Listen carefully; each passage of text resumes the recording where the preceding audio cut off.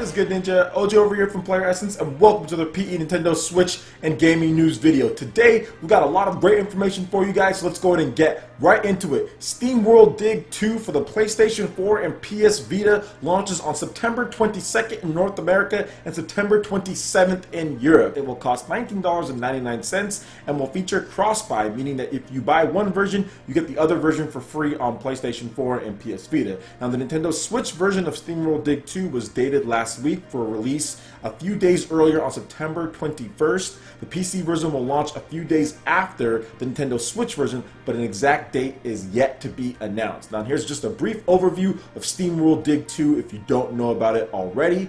Grab your pickaxe and dig into the sequel to the award-winning Steamworld Dig, a platform mining adventure forged in Metroidvania flames. In search of her lost friend, a lone Steambot and her unlikely companion must dig deep, gain riches, and explore an underworld riddled with danger, but time is running short. So very interesting hook with this Steamworld Dig. You play a different character compared to Rusty, and it's also very different from Steamworld Heist, which was like the strategy RPG type of game that they did beforehand. This is much more like Steamworld Dig, obviously because it's the sequel, Steamworld Dig 2. So I'm wondering how Rusty is going to play a part into this one, or if he's even involved at all, but it really looks like they're taking the whole Metroidvania thing even up to a new level with some of the new abilities that they showed off in the NewZ Direct. September 21st for the Nintendo Switch version, and of course you don't have to worry about cross-buy or anything like that. You can play it portably when you're on the go, and of course you can play it on your TV once you hook it up. But for those who are buying the PS Vita or the PS4 version, and if you have both systems, that's actually a pretty cool benefit to check it out on the PS Vita or the PS4, and it's $20, so it's definitely on the higher end of indie titles, but at the same time I think the value and the content is there, and that's really what it's all about when it comes to the games. Like, does it bring that value that you're looking for? And I think Steamworld Dig 2 is definitely going to bring that. If you haven't played the first one you can easily spend up to 30-40 hours in, depending on what you're going for, getting all the equipment, getting all of the upgrades. There's a lot of content packed into that little game, so I definitely think it's worth the $20 investment, especially on PS4, PS Vita. If you're going to have both of those systems, you get the cross-buy. That's really cool, and of course Nintendo Switch owners, it's absolutely a 100% buy with the fact that the Nintendo Switch is a portable system in addition to a home console if you have the extra cash to spend. And if you're into the whole Metroidvania feel of games, then this game is right up your alley. I definitely recommend it. So what do you guys think about Steamworld Dig 2 on the PlayStation 4 and PS Vita? Will any of you guys be picking up that version because of cross-buy or anything like that? Or a lot of you guys going to go with the Nintendo Switch version? Or heck, are some of you guys even going to get both of them? I've heard of people, when it comes to Steamworld Dig 1, buying the PS Vita version, the 3DS version, the Wii U version, the PS4 version with cross-buy. So some of you guys might even double or triple dip. So let me know what you guys think about that in the comment section below. Alright, and moving on to the next article here. Knights of Azure 2 Bride of the New Moon file size has been revealed. Now, with all of the recent talk about certain games having to install and having to get an SD memory card, I think understanding what file size the games are very important, especially for the Nintendo Switch, because it is a hybrid device. A lot of you guys out there like to play your games digitally because you can take it pretty much anywhere, not have to worry about swapping a cartridge or anything like that. But then again, at the same time, a lot of you guys like the physical cartridge. But it's always good to know how big the file size of games are, just so you can be informed. So with Knights of Azure 2 Bride of the New Moon on the Nintendo Switch, it is an even 7 gigabytes according to this article here. So it's one of those things to where this whole question when it comes to the downloading all of that, if you should pick up an SD memory card, and even if you buy games physical, because that's the one thing that a lot of these games that are coming out that are physical games, you can buy those and have no problem when it comes to installing space. And I want to just make sure that I clarify one of the things when it comes to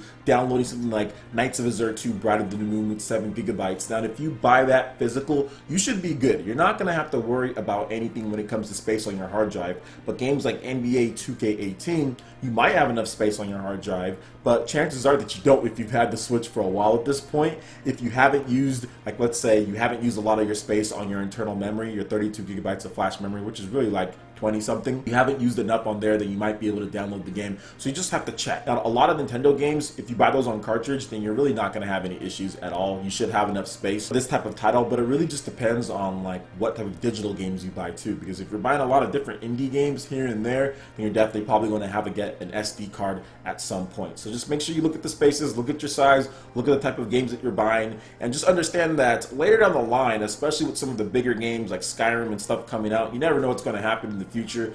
Getting an SD card, especially on Black Friday or during the holiday season, you can get some for really cheap prices. I think I bought a 200 gigabyte one for like $50, and it's a good brand just because I caught it on sale on NewZ. So just make sure you're looking out for stuff like that, just so you can get some expansion of storage. And if you're one of the people who don't like to lug around a bunch of cartridges if you play the Nintendo Switch portably, you definitely have to look into something like that. I'm probably already done so. But yes, Knights of Azure 2, the brand new RPG from Koei Tecmo, it is going to be 7 gigabytes. I'm really looking forward to this game. Obviously, it's one of the games that I detail as a hidden gem as far as something to pick up on the Nintendo Switch. If you haven't seen my video on hidden gems, please make sure you check out the link in the description below. I'll have a link over to that, and Knights of Azure 2 was featured on that, and kind of why I'm looking forward to this game. But it's great Koei Tecmo support and the game. I've seen a lot of the footage running just because it's out in Japan, so yeah, I think it's already out in Japan, or there's been a demo or something like that. But people are playing it in Japan, and I've seen the footage of it, and it looks good running on the Switch. It looks like it runs good, it plays good, so I'm looking forward to this one.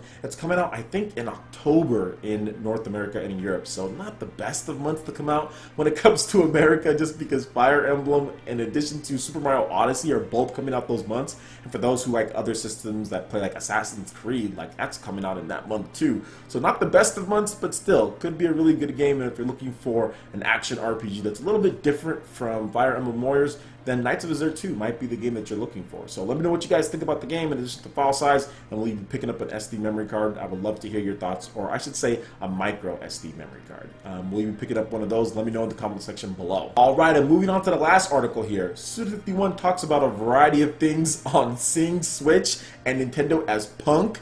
Talks Travis strikes again exclusivity as well. So the following information comes from Suda51. He has always loved to develop games for Nintendo consoles. Suda feels that Nintendo is by far the most punk hardware manufacturer. He says they're always trying new things that other manufacturers haven't tried or haven't even thought of trying. With every new platform, Suda feels that as a creator, Nintendo is challenging him to find out what he can do with it, except for if it's Wii U. Suda also feels that the Switch is the most punk console they have ever made. So far, he has had a great time developing for it. He feels compelled to develop for something revolutionary as well, and they complement each other. When asked if Travis Strikes Again will remain a Switch exclusive, he said yes, but then he added maybe. So it's going to be a Switch exclusive, so then maybe it might come to other systems down the line or in the future. Who knows about it? Either way, I know like No More Heroes, that came over to the PlayStation 3 like years afterwards, but then No More Heroes 2, Desperate Struggle, didn't come to the PlayStation 3,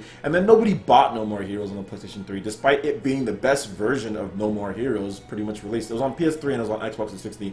Nobody bought it on either one of those systems. Like I said, even though it was the best version as far as out of the Wii and those other two versions, it was definitely better, and you even have the motion controls with the PlayStation Move controller as well, so you can pretty much do the same thing that you can do in the Wii version, in addition to button controls, which you couldn't do in the Wii version. There were no just standard button controls using a controller, so the PlayStation 3 version actually had more content, added in new stuff, was overall a better game, but still nobody bought the game at all, maybe because it was a super late port. But either way, it was really cool to just play No More Heroes 1 and 2, and I can kind of understand what he's talking about, the punk, the renegade factor, the outlaw, you know, the person that does something different. That's Nintendo. Nintendo has always been that company that tries to do new things. Even from the NES, man, they were trying Power Gloves, they were trying ROM, the Zapper, they were trying all sorts of stuff. Even back in the day, they had motion controls and doing all sorts of weird things. And then even with the Super Nintendo, the Super Scope, there were just so many wacky things Nintendo has tried over the years. Heck, going to the Wii and all the different peripherals there and what you can do with that system. So I can understand why Suda, as far as the type of games that he likes to make and what he does, is developing for Nintendo Nintendo platforms. Although, like I said, he did skip the Wii U, but I think out of all Nintendo's zany contraptions, the Wii U, although different, definitely wasn't their most unique or innovative device, just because the DS already had a dual screen mechanism. So the gamepad really was an extension of that to the home console, whereas the Wii was something completely different necessarily from what they've done before. And the Nintendo Switch is similar in some ways, but different considering the fact that it's a hybrid device. So that's something brand new to Nintendo. So what do you guys think about what Suda has to say on the matter here when it comes to different stuff?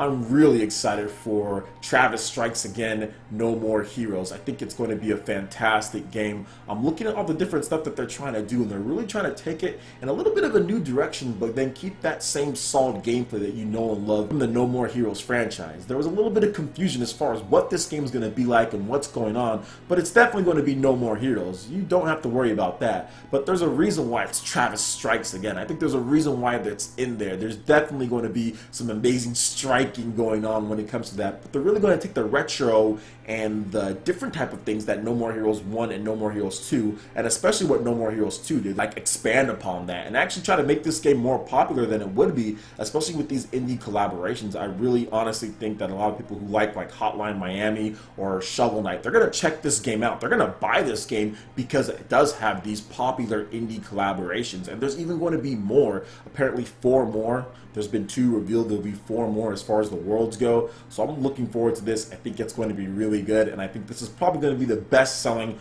No More Heroes game. I think the original one is the best-selling at over 500,000, but I think this one with the Nintendo Switch, Unreal Engine 4, what they're doing there, what they've experienced and learned from all the different No More Heroes games, and the fact that it's coming back after all these years, and they want to make it into a series, and I know Suda wants to continue this. I think this is going to be the one that really breaks through and gets more and becomes a real staple in the video game industry when it comes to commercial success, in addition to, of course, just community success as far as what the gamers want. So what do you guys think about Travis Strikes Again, No More Heroes on the Nintendo Switch? You excited for the game? I know I've asked you that quite a bit, but you excited for some of this new information here? I would love to hear you guys' thoughts as far as what he thinks on Nintendo being the most punk and all of that. I would love to hear what you guys have to say. Alright guys, that wraps it up for this video here. Go ahead and check out the links in the description below. We've got Facebook, we've got Twitter. Go ahead and give us a like and a follow on our social media. It really helps us spread the content of PlayerEssence across the interwebs in addition to YouTube. Also make sure you check out our Patreon page. Pledge any tier and be entered to win some awesome prizes each month. In addition to that, we have Discord voice chat and $10 prize each up tournaments for Mario Kart 8 Deluxe, Splatoon 2, and we'll be adding in Pokken Tournament DX this month as well. So support PE Live and PE Arena